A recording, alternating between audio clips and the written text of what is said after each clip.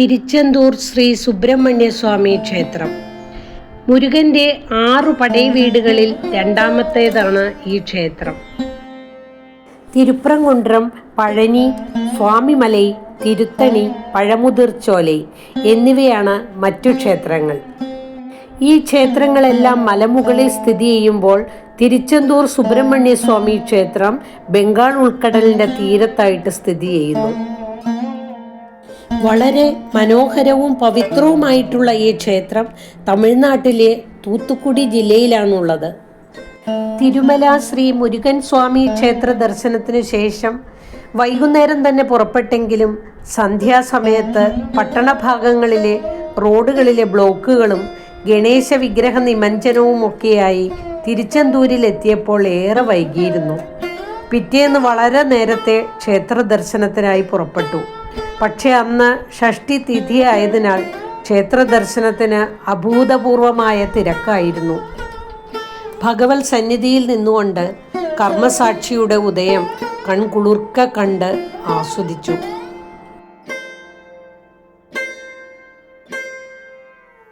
ഭഗവാൻ ശൂരപത്മനെ നിഗ്രഹിച്ചത് ഇവിടെ വെച്ചായിരുന്നു അത്രേ.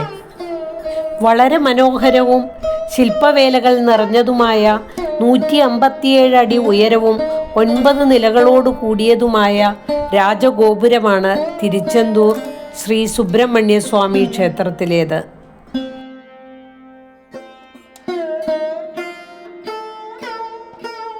ക്ഷേത്രത്തിന്റെ തീരത്തോട് ചേർന്ന ഭാഗങ്ങളിൽ പലതരം നിർമ്മാണ പ്രവർത്തനങ്ങൾ നടന്നുകൊണ്ടിരിക്കുന്നു.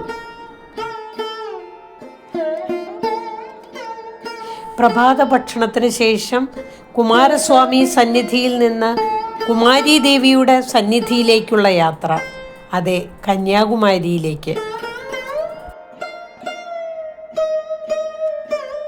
ആ യാത്രയിലെ വഴിയോര കാഴ്ചകൾ എത്ര മനോഹരമായിരുന്നു എന്ന് പറഞ്ഞറിയിക്കാനാവില്ല. ചക്രവാള സീമയോളം വരിവരിയായി നിൽക്കുന്ന കരിമ്പനക്കൂട്ടങ്ങളും ഇടയ്ക്കിടെ ഫലസമൃദ്ധിയാൽ തല കുമ്പിട്ട് നിൽക്കുന്ന തെങ്ങിൻതോപ്പുകളും, നോക്കത്താ ദൂരത്തോളം മുൾച്ചെടികൾ നിറഞ്ഞ് പരന്നുകിടന്ന മണൽ പ്രദേശം ഇന്ന് തെങ്ങിൻതോപ്പുകൾക്കായി വഴിമാറിയിരിക്കുന്നു. കാറ്റാടി യന്ത്രത്തിൽ നിന്നും വൈദ്യുതി ഉൽപ്പാദിപ്പിക്കുന്ന ഭാരതത്തിലെ സംസ്ഥാനങ്ങളിൽ തമിഴ്നാട് മുന്നിട്ട് നിൽക്കുന്നു. തമിഴ്നാട്ടിലെ തിരുനെൽവേലി മുതൽ കന്യാകുമാരി വരെയുള്ള സംസ്ഥാന പാതയിൽ കണ്ടുവരുന്ന കാറ്റാടിപ്പാടം ഏഷ്യയിലെ തന്നെ ഏറ്റവും വലുതാണ്. തമിഴ്നാടിൻ്റെ തീരദേശങ്ങളിലുള്ള ഈ കാറ്റാടിപ്പാടങ്ങളിൽ നിന്നും ഏകദേശം 18,000 മെഗാവാട്ട് വൈദ്യുതിയാണത്രേ ഉൽപ്പാദിപ്പിക്കുന്നത്. ഇനിയും കാറ്റിൽ നിന്നും വൈദ്യുതി ഉൽപ്പാദിപ്പിക്കാനുള്ള വലിയ സാധ്യതകളെക്കുറിച്ചുള്ള പഠനങ്ങളും നടന്നുവരുന്നു. കന്യാകുമാരി സന്ദർശിക്കാത്ത മലയാളികൾ വളരെ വിരളമാണ് എന്ന് പറയാം. 1947 ഭാരതത്തിന് സ്വാതന്ത്ര്യം കിട്ടുന്നതുവരെ കന്യാകുമാരി തിരുവിതാംകൂറിൻ്റെ ഭാഗമായിരുന്നുവല്ലോ. 1956 ഭാഷാടിസ്ഥാനത്തിൽ സംസ്ഥാനങ്ങൾ പുനർനിർമ്മിച്ചപ്പോൾ കന്യാകുമാരി തമിഴ്നാടിൻ്റെ ഭാഗമായി തീർന്നു. എങ്കിലും 1962 വരെ കേരളത്തിൻ്റെ ഭാഗമാകുകയും 1962 ഏപ്രിൽ 1 കന്യാകുമാരി ജില്ല നിലവിൽ വരികയും ചെയ്തു. ഞങ്ങൾക്കുള്ള ഉച്ചഭക്ഷണം ആനന്ദ് ജഗൻ ഏർപ്പെടുത്തിയിരുന്നത് വിവേകാനന്ദ കേന്ദ്രത്തിൻ്റെ ക്യാൻറ്റീനായ ചിത്ര റെസ്റ്റോറൻറ്റിലായിരുന്നു. വിവേകാനന്ദ പാറയിലെ വിവേകാനന്ദ മെമ്മോറിയലിൻ്റെയും വിവേകാനന്ദ കേന്ദ്രത്തിൻ്റെയും ആത്മാവായ ഏകനാഥ് റാനഡെ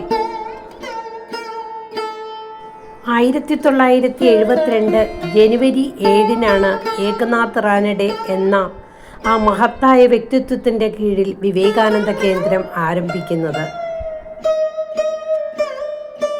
ഭക്ഷണശേഷം ഞങ്ങൾ വിവേകാനന്ദ പാറയിലെ മെമ്മോറിയൽ കാണാനായി പോയി.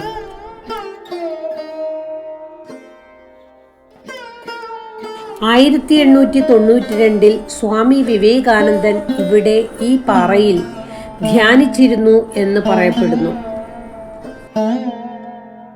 സ്വാമിയുടെ സ്മരണാർത്ഥം ഇവിടെ ഒരു സ്മാരകവും ഒരു ധ്യാന കേന്ദ്രവും സ്ഥാപിച്ചിട്ടുണ്ട്. ഒട്ടനവധി സാമൂഹിക പ്രതിസന്ധികളെ അതിജീവിച്ചുകൊണ്ടാണ് സ്വാമിയുടെ സ്മാരകം ഈ പാറയിൽ ഉയർന്നു വന്നത്.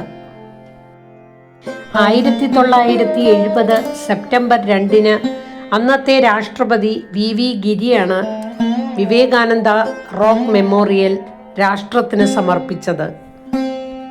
വിവേകാനന്ദ റോക്ക് മെമ്മോറിയലിന് തൊട്ടു താഴെയായി ശ്രീപാദ മണ്ഡപം കാണാം. ഇവിടെ നമുക്ക് ദർശന സൗഭാഗ്യം തരുന്നത് ശ്രീദേവിയുടെ പാറയിൽ പതിഞ്ഞിരിക്കുന്ന പാദ അടയാളങ്ങളാണ്.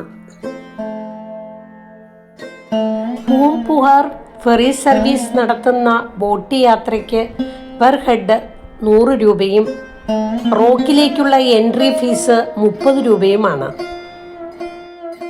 വിവേകാനന്ദ സ്മാരകം വലം വെച്ച് തിരുവള്ളുവർ പ്രതിമയുടെ സമീപത്തേക്ക് നടന്നു.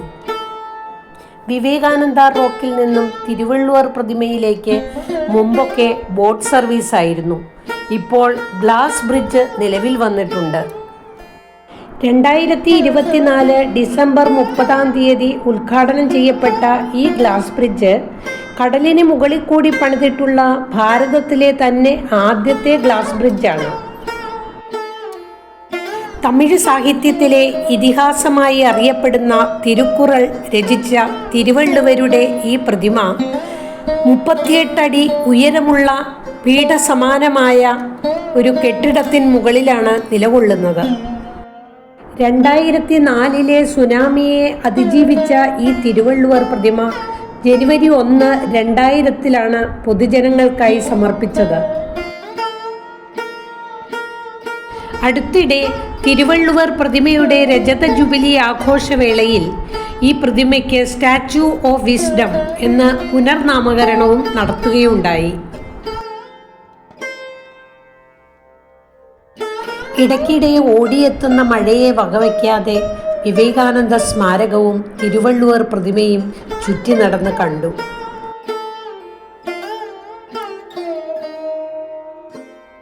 ഇനി ഇവിടെ നിന്നും മടങ്ങുവാനുള്ള സമയമായി.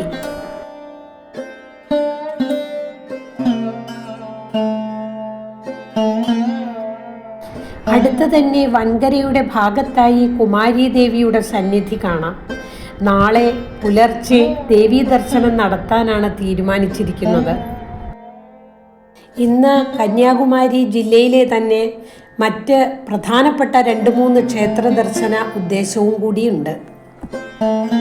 ബോട്ടിൽ നിന്നിറങ്ങി വൻകരയിൽ നിന്നുകൊണ്ട് ഒരു നിമിഷം തിരിഞ്ഞു നോക്കി. ഭാരതത്തിൻ്റെ ആധ്യാത്മികതയുടെയും അഖണ്ഡതയുടെയും പ്രതീകങ്ങളായ സ്മാരകങ്ങൾ തലയുയർത്തി നിൽക്കുന്നത് കൺകുളിർക്കെ കണ്ട് ആസ്വദിച്ചു.